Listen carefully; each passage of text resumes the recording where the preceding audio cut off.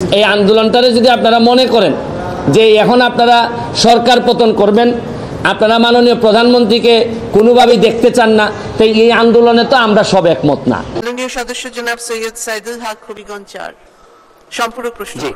বিচারের প্রক্রিয়াতে না গিয়ে আপনারা যদি আন্দোলন সংগ্রাম এবং ভাঙচুরে যদি আবার জনসাধারণের শৃঙ্খলা নষ্ট হয় এরকম কাজে যদি জড়িত থাকেন, তাইলে তো রাষ্ট্রের এবং সরকারের এটা রক্ষা করতে গিয়ে আবার শক্ত অবস্থানে যাইতে হবে। এর মানে কি দাঁড়াচ্ছে? আমি স্পষ্ট বলছি যে কোটা সংস্কার আন্দোলনে আমরা একমত, যারা নিহত হয়েছে আহত হয়েছে তাদের ব্যাপারে আইনি ব্যবস্থা নিতে আমরা একমত, আমরা সাহায্য করতে চাই। কিন্তু এই আন্দোলনটাকে যদি আপনারা মনে করেন, এই আন্দোলনটারে যদি আপনারা মনে করেন যে এখন আপনারা সরকার পতন করবেন, আপনারা মাননীয় প্রধানমন্ত্রীকে কোনোভাবেই দেখতে চান না, তো এই আন্দোলনে তো আমরা সব একমত না।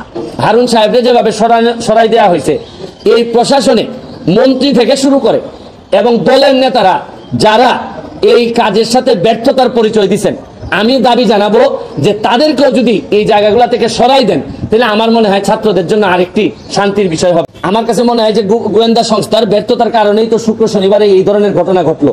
এতগুলা মানুষ জামাত শিবির বা এই ধরনের লোকজন এসে এখানে অ্যাটাক করলো, গোয়েন্দা সংস্থার লোকজন জানে না, এটা তো তাদের একটা ব্যর্থতা। এখানে তো হাত দিতে হবে যে কেন আপনারা জানলেন না, এটার দায়িত্ব তো সরকারের। প্রশ্ন হচ্ছে গিয়ে যে আপনার সমস্যা আর আমার সমস্যা কোথায় জানেন? বিশ্বাসের সমস্যা। আপনার যদি বিশ্বাস থাকে কোনো সংগঠনের প্রতি, প্রতিষ্ঠানের প্রতি, তা আপনি তো এখানে চা খাইতেও যেতে পারেন। আমি তো যাই ডিবি অফিসে যাই, কিন্তু ডিবি অফিসে চা খাইতে গেলে আমারও মনে হয় মাঝে মাঝে একটা মানুষের ভয় আছে যে ডিবি অফিসে চা খাইতে গেলে মনে হয় কি না কি করে।